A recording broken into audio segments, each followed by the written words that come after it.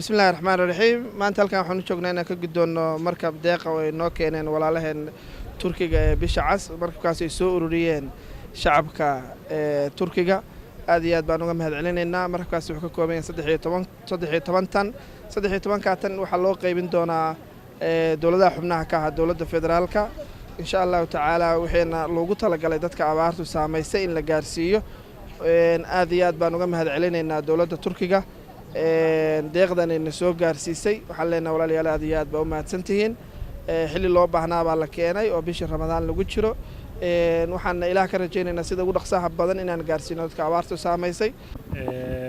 Bugün Türkiye'den, Türk halkının gönlünden kopan yardımlarla oluşturulan gemiyi karşılıyoruz.